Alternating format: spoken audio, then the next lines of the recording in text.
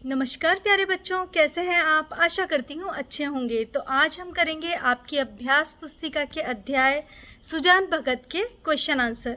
शुरू करने से पहले आपसे गुजारिश है, मेरे चैनल को प्लीज़ सब्सक्राइब करें, अपने दोस्तों के साथ शेयर करें और एक कमेंट ज़रूर करें। तो चलिए शुरू करते हैं। पहला प्रश्न है, सीधे साधे किसान धन आते ही किस ओर झुकते हैं? उत्तर, सीधे साधे किसान धन आते ही धर्म और कीर्ति की ओर झुकते हैं। क्वेश्चन 2, कानून को इलाके में आते तो किसके चौपाल में ठहरते? उत्तर, कानून को इलाके में आते तो सुजान के चौपाल में ठहरते। तीसरा प्रश्न, सुजान ने गांव में क्या बनवाया? उत्तर, सुजान ने गांव में एक पक्का कुआं बनवाया। चौथा, सुजान की पत्नी का क्या नाम था? सुजान की पत्नी का नाम बुलाकी था। पांचवा, सुजान के बड़े बेटे का क्या नाम था? उत्तर, सुजान के बड़े बेटे का नाम भोला था। छठा प्रश्न, सुजान के छोटे बेटे का क्या नाम था? उत्तर, सुजान के छोटे बेटे का नाम शंकर था। सातवां प्रश्न, कौन द्वार पर आकर चिल्लाने लगा? एक भिखमंगा द्वार पर आकर चिल्लाने लगा। आठवां प्रश्न, बुढ़ापे में आदमी की क्या मारी जाती है? बुढ़ापे में आदमी की बुद्धि मारी जाती है। नवा प्रश्न, घर में किसका राज होता है? घर में जो कमाता है उसी का राज होता है। 10वां प्रश्न, कटिया का ढेर देखकर कौन दंग रह गया? कटिया का ढेर देखकर बुलाकी दंग रह गई।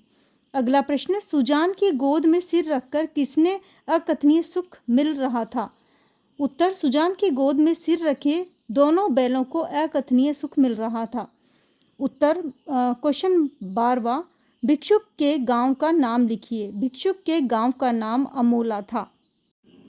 अगला प्रश्न है, सुजान महातो की संपत्ति बढ़ी तो वो क्या करने लगा? सुजान महातो की संपत्ति बढ़ी तो वे धर्म और कीर्ति की ओर झुक गया। साधु संतों का आदर सत्कार होने लगा, द्वार पर धूनी जलने लगी। साधु संतों और भाट भिक्षुओं को दिल खोलकर खाना खिलाने लगे और दान दक्षिणा देने लगे। हमेशा साधु संतों की भीड़ जमा रहती और सुजान के द्वार पर हमेशा भजन कीर्तन होता रहता था। बड़े बड़े अफसर, कानूनगो, हेड कांस्टेबल, थानेदार आदि आते तो सुजान के चौपाल पर ठहरते, खाना खाते और वहीं खाट पर आराम करते थे। गांव की सुख सुविधा के लिए सुजान ने गांव में एक पक्का कुआं बनवाया। जो काम उसके बाप दादा और गांव के लोग नहीं किया था, वह काम सुजान ने करके दिखाया। अगला प्रश्न है, घर में सुजान भगत का अनादर कैसे हुआ? उत्तर, एक दिन की बात है, सुजान भगत घर के द्वार पर एक भिखारी भिक्षा मांगने के लिए काफ़ी देर से चिल्ला रहा था। उस समय बुलाकी ओखली में दाल छांट रही थी। बुलाकी ने सोचा कि दाल छांट लूँ तब उसे दे दूँ। इतने में बड़ा लड़का भोला आकर बोला, अम्मा, एक महात्मा द्वार पर आकर भिक्षा के लिए चिल्ला रहा है, कुछ दे दो, नहीं तो उसका रोया दुखी होगा। तब बुलाकी ने उपेक्षा भाव से कहा, भगत के पाँव में मेहंदी लगी है क्या? वे जाकर कुछ क्यों नहीं दे देते? मैं किसका किसका रोया सुखी करूं।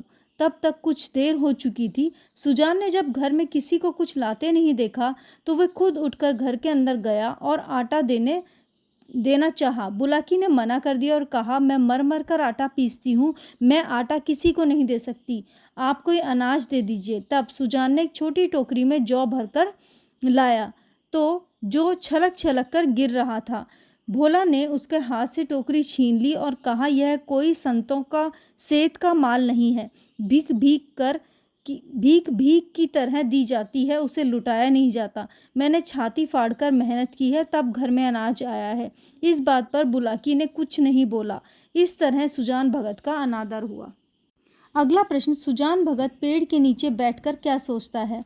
उत्तर, सुजान भगत पेड़ के नीचे बैठकर सोचता है कि मैं अपाहिज नहीं हूँ, मेरे हाथ पांव थके नहीं हैं, घर में कुछ न कुछ काम करते रहता हूँ। मैं अपनी मेहनत से घर बनाया है, अपनी मेहनत से बहुत सारी कीर्ति प्राप्त किया है। अब इस घर में मेरा कोई अधिकार नहीं, मैं इस घर के द्वार का कुत्ता बनकर रह नहीं सकता, मुझे अपना अधिकार चाहिए। अगला प्रश्न, सुजान भगत को सबसे अधिक क्रोध बुलाकी पर क्यों आता है?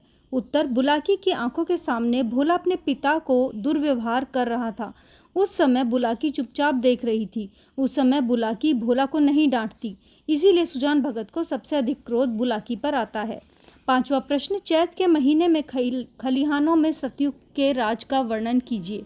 उत्तर, चैत के महीने में किसानों के खलिहान में जगह जगह अनाज के ढेर लगे रहते हैं। उस समय भाट भिक्षुओं की भीड़ लगी रहती है। उस समय किसान अपनी इच्छा अनुसार भीख देते हैं और दान पुण्य करते हैं।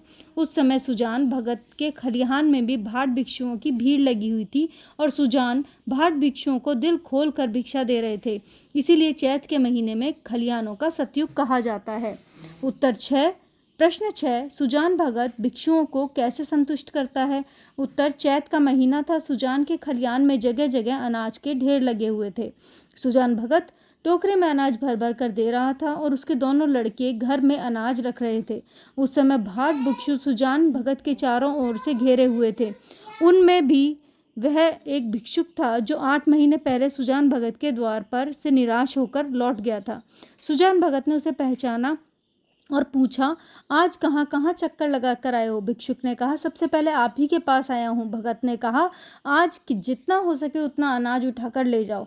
भिक्षुक संदिग्ध नेत्रों से देख रहा था।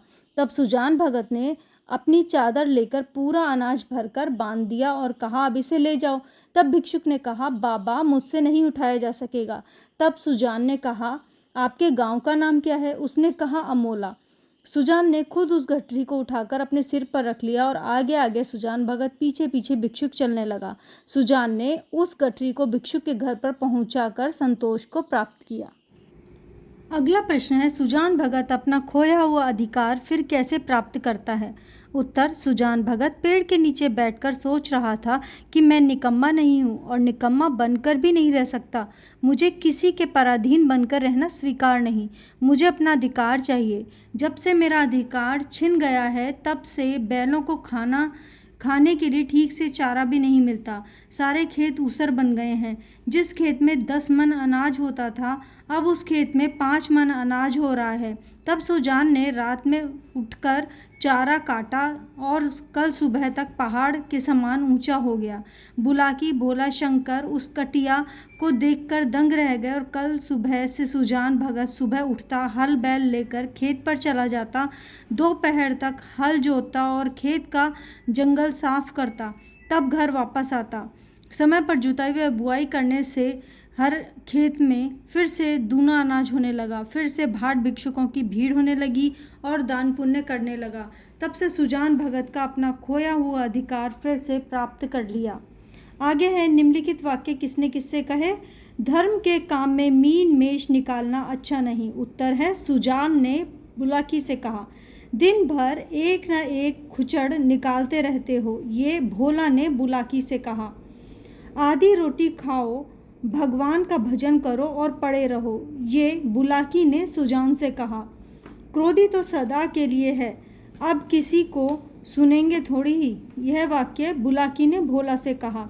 बाबा इतना मुझसे न उठ सकेगा, यह भिक्षुक ने सुजान से कहा। आगे है, सह संदर्भ स्पष्टीकरण कीजिए। भगवान की इच्छा होगी तो फिर रुपए हो जाएगा, उसके यहाँ किसी बात की कमी नहीं है।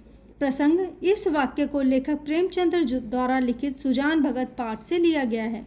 संदर्भ, प्रस्तुत वाक्य को सुजान भगत ने बुलाकी से कहा। स्पष्टीकरण, एक दिन सुजान के द्वार पर गया यात्री आकर ठहरा, उसका भोजन बना, वहीं पर खाना खाया। उसके बाद गया चलने की बात हुई। सुजान के मन में भी आया, गया जाने की इच्छा बहुत दिनों से थी।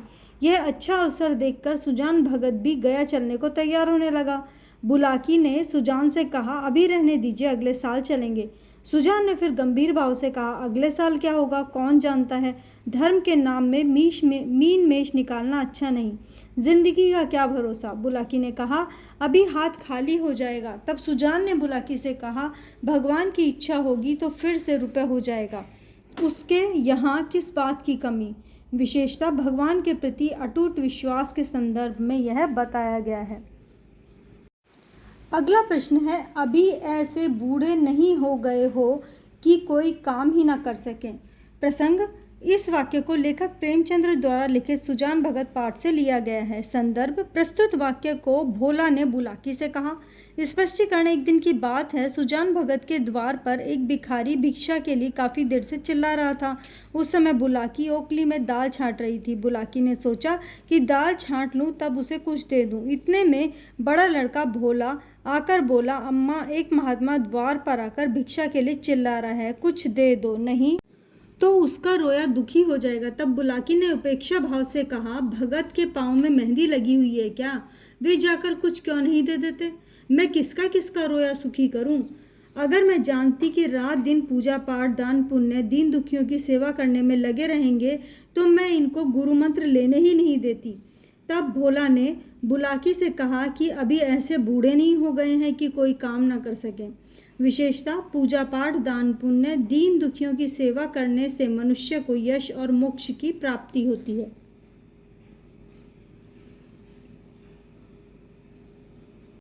आगे है तीसरा, आदमी को चाहिए कि जैसा समय देखे वैसा काम करे। प्रसंग, इस वाक्य को लेखक प्रेमचंद्र द्वारा लिखित सुजान भगत पाठ से लिया गया है। संदर्भ, प्रस्तुत वाक्य को बुलाकी ने सुजान से कहा। स्पष्टीकरण, सुजान भगत बैठा हुआ था। उस समय बुलाकी ने सुजान भगत के पास आई और खाना तैयार है, खाना खा लीजिए। सुजान ने कहा, मुझे भूख नहीं है, तुम्हारे बेटों की कमाई है, तुम खाओ।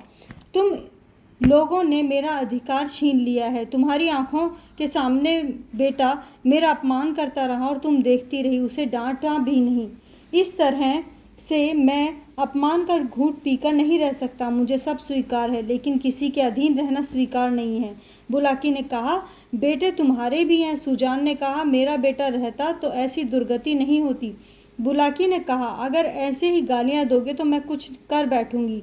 मैं सुनती थी कि मर्द बड़े समझदार होते हैं। तुम्हारा निबाह इसी में है कि नाम के मालिक बने रहो और वही करें जो लड़कों को अच्छा लगे। जो कमाता है उसी का घर पे राज होता है। यही दुनिया का दस्तूर है और आदमी को चाहिए कि जैसा समय देखे वैसा काम करे। विशेषता, घर के मालिक का सम्मान करना चाहिए।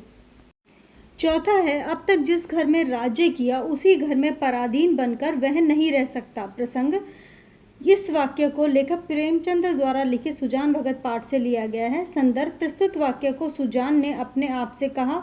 स्पष्टीकरण, सुजान भगत के सामने एक नई समस्या खड़ी हो गई। वह बहुत दिनों से घर का स्वामी था, अब वह घर का पराधीन बनकर नहीं रह सकता। उसका लड़का सेवा सत्कार करता है, अपने पिता के सामने खाट पर भी नहीं बैठता। उसकी पत्नी भी आदर सत्कार करती है, पर उसे यह पसंद नहीं था क्योंकि उसका अधिकार छिन जाने से वह हमेशा उदास रहता था। सुजान भगत का कहना था कि मैं बेटों के अधीन बनकर नहीं रह सकता, मंदिर का पुजारी बनकर नहीं रह सकता। अब तक जिस घर में राज्य किया उस घर में पराधीन बनकर नहीं रह सकता। विशेषता, घर के मालिक का अधिकार पूरी तरह से छीनना नहीं चाहिए। पांचवा है, अच्छा तुम्हारे सामने यह ढेर, इसमें से जितना अनाज उठा सको उठा लो। प्रसंग, यह वाक्य लेखक प्रेमचंद्र द्वारा लिखित सुजान भगत पाठ से लिया गया है। संदर्भ, प्रस्तुत पाठ वाक्य को सुजान भिखारी से कहता है। स्पष्टीकरण, सुजान भगत का अधिकार फिर से वापस आ गया। उसने कड़ी मेहनत से काफ़ी फसल को उपजाया। चैत का महीना था। सुजान के खलियान में जगह जगह अनाज के ढेर लगे थे। सुजान भगत टोकरे में अनाज भर भर कर दे रहा था। उसके दोनों लड़के घर में अनाज रख रहे थे। उस समय भाट भिक्षुक सुजान को चारों ओर से घेरे हुए थे। उसमें वह भिक्षुक भी था जो 8 महीना पहले सुजान भगत के द्वार से निराश होकर लौट गया था। सुजान भगत ने उसे पहचाना और उसे पूछा कि आज कहाँ कहाँ चक्कर लगा कर आए हो। भिखारी ने कहा, सबसे पहले आपके पास आया हूँ। भगत ने कहा, अच्छा तुम्हारे सामने यह ढेर है, इसमें से जितना अनाज उठा सको उठाकर ले जाओ। विशेषता, गरीबों के प्रति दया भाव रखना चाहिए। अगला प्रश्न है, वाक्य की शुद्धि कीजिए, तो इसको आपको देखना पड़ेगा। उत्तर है, सुजान ने एक पक्का कुआं बनवाया। दूसरे का उत्तर है, प्रातःकाल स्त्री और पुरुष चले गए। तीसरा है, मुझसे कल बहुत बड़ी भूल हुई। चौथा, उसके हाथ कांप रहे थे। पांचवा, अगला है, यह सब यही कहेंगे कि भिक्षुक कितने लोभी होते हैं। छठा है, मैं आपकी इज्जत करता हूँ। 7वां है किसी ने मेरी पुस्तक देखी है। अब अगला प्रश्न है, कोष्ठक में दिए गए उचित शब्दों से रिक्त स्थान को भरना है। मैं आंसर के साथ बताती हूँ। फर्स्ट है चैत का महीना था। दूसरा जो खर्च करता है उसी को देता है। तीसरा अब इन व्यापारों से घृणा होती है। चौथा भिक्षुक ने भोला की ओर संदिग्ध नेत्रों से देखा। पांचवा तुम्हारे बेटों की कमाई है।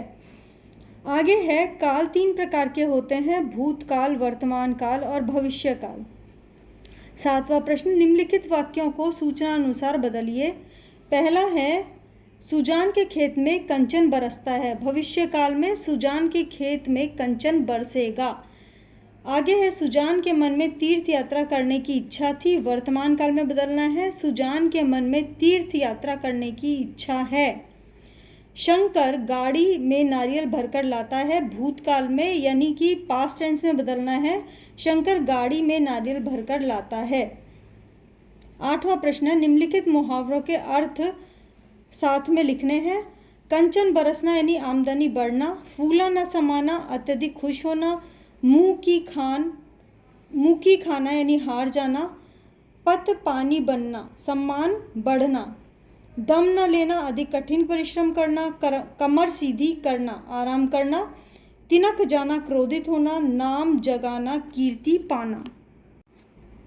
अगला प्रश्न है अन्य लिंग रूप लिखिए। भिखारी, भिखारिन, विद्वान, विदुषी, पुजारी, पुजारिन, साधु, साध्वी, पुरुष, औरत, भगवान, भगवती, पिता, माता, स्त्री, पुरुष, अभिनेता, अभिनेत्री, श्रीमान, श्रीमती, युवा, युवती।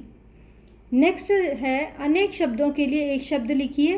पहला जिससे जीता ना जा सके अजय, हित चाहने वाला हितैषी, जो साथ पढ़ता हो सहपाठी, सदा सत्य बोलने वाला सत्यवादी, अच्छा चरित्र वाला सुचरित्र, मांस खाने वाला मांसाहारी, जिसमें दया न हो निर्दयी, जो धर्म का काम करे धार्मिक। अगला प्रश्न है इसमें शब्द के साथ उपसर्ग जोड़कर नए शब्द बनाने हैं। तिथि जिसमें अ उपसर्ग जोड़ेंगे तो अतिथि, राज्य में स्व जोड़ेंगे स्वराज्य, दोष में निर जोड़ेंगे निर्दोष, रूप में कु जोड़ेंगे कुरूप, शिक्षित में सु जोड़ेंगे सुशिक्षित, किस्मत में खुश जोड़ेंगे तो खुश किस्मत। अगला प्रश्न है प्रत्यय अलग करके लिखना है। इसमें है गुणवान गुण धनवान, बलवान बल धनवान, आवश्यकता आवश्यक धनता, कायरता कायर धनता। अब हिंदी में अनुवाद करके लिखना है। इंग्लिश में दिया हुआ है we are citizen of India, हम भारत के नागरिक हैं। India is the biggest democratic country in the world, Bharat विश्व में सबसे बड़ा प्रजातांत्रिक देश है। Youths are valuable assets of the nation, युवा वर्ग देश की सबसे बड़ी संपत्ति है। वी शुड लिव यूनाइटेड, हम सबको एकता के साथ रहना चाहिए। भारत में कई भाषाएं बोली जाती हैं। There are many languages in India, the security of our nation is our responsibility, देश की सुरक्षा हमारी जिम्मेदारी है। इसी के साथ ये अध्याय समाप्त होता है। क्वेश्चन आंसर आशा करती हूँ आपको अच्छा लगा होगा। मेरे चैनल को सब्सक्राइब करें, लास्ट में कमेंट ज़रूर लिखें और अपने दोस्तों के साथ शेयर भी करें। तो मिलते हैं अगले वीडियो में, तब तक के लिए बाय।